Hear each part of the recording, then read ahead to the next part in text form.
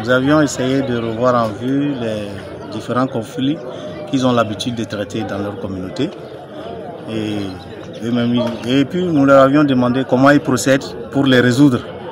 Et je pense qu'ils ont essayé de nous briefer comment ils s'y prennent, parce que c'est des leaders et de temps en temps ils sont appelés à jouer le rôle de médiation.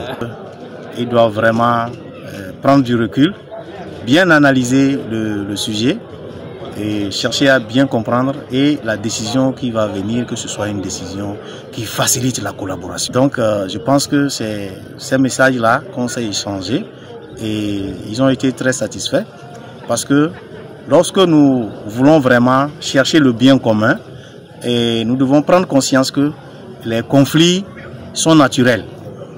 Et naturels parce que les différences qui existent, nous ne pouvons rien contre ces différences. Mais ces différences ne doivent pas être l'objet d'inégalité. Donc c'est ce qu'ils doivent d'abord se mettre en tête. Et ensuite, nous leur avions fait comprendre que le conflit, il est normal aussi. Parce que chacun de nous a des intérêts qu'il défend. Vous voyez, les ressources même sont rares maintenant.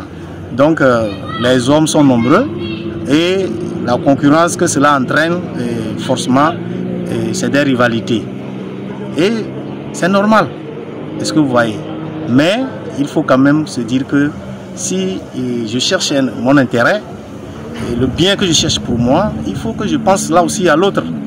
Est-ce que vous voyez? Et c'est en cela que nous leur demandons vraiment de se transformer, d'avoir un regard positif vers les autres.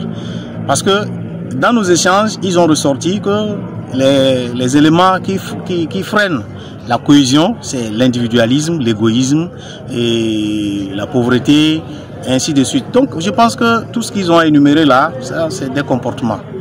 Et par rapport à ces comportements, nous leur avions demandé de se transformer.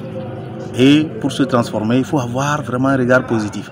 Et nous leur avions dit, eux-mêmes, ils ont dit que parfois on exclut, les gens font des choses, ils n'impliquent pas davantage les membres de la communauté. Et que tout cela, ça fabrique des mécontents. Et nous leur avions dit que voilà, si vous-même vous aviez compris cela, et désormais, pour trancher une affaire, il faut vous dire que cette affaire-là, si je veux la trancher, est-ce que je ne dois pas faire l'effort pour que ça facilite la collaboration? Est-ce que vous voyez? Donc c'est ce que nous on leur a montré, parce que les conflits, on ne peut pas les supprimer de nos communautés. On ne peut pas les supprimer. Donc elles existeront et ils continueront à exister. Mais c'est notre façon de les aborder. C'est ça qui va faire que soit nous allons renforcer la paix et la cohésion, soit nous allons aggraver la situation. Est-ce que vous voyez? Donc je pense qu'eux-mêmes, ils ont demandé qu'ils auraient voulu que ces échanges vraiment se poursuivent. Parce que c'est très intéressant. Le tour de tous les conflits qu'ils ont l'habitude de régler. Et je pense qu'ils ont été satisfaits lorsqu'on leur a dit qu'à chaque fois qu'ils veulent résoudre un conflit, ils n'ont qu'à se dire que je dois rechercher le bien de tous. Parce que c'est ça même la cohésion. Pour assurer le bien de tous. Ils prennent ça comme principe et ils vont pouvoir vraiment travailler correctement et apporter des solutions qui facilitent la collaboration, qui rend la cohésion. Voilà, fructueux. Et nous sommes aussi satisfaits parce qu'ils sont vraiment venus. Ils sont venus, on a mobilisé plus d'une centaine et c'est déjà bien. Et je pense que ils nous ont dit aussi que parfois, comme ils sont à la frontière entre le Togo et le Burkina, il y a des gens qui rentrent, qui commettent des délits ici et qui retournent de l'autre côté, et parfois ils sont amenés à les traiter. Et nous leur disons que nous sommes tous des frères. La communauté, la frontière n'est rien. La frontière n'est rien, c'est un truc conventionnel. Est-ce que vous voyez, nous sommes tous des frères, nous sommes africains, et nous devons comprendre que ceux qui vivent du côté du Burkina, c'est nos parents. Ceux qui vivent du côté du Togo, c'est nos parents. Donc en voulant trancher les problèmes qu'il y a, il faut se dire que c'est mon parent. Il faut faire de manière à ce que ce soit vraiment un truc qui facilite la collaboration. Donc c'est ce qu'on leur a donné comme principe à respecter.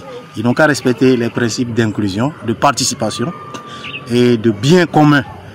Tout faire pour que l'harmonie puisse revenir dans nos communautés.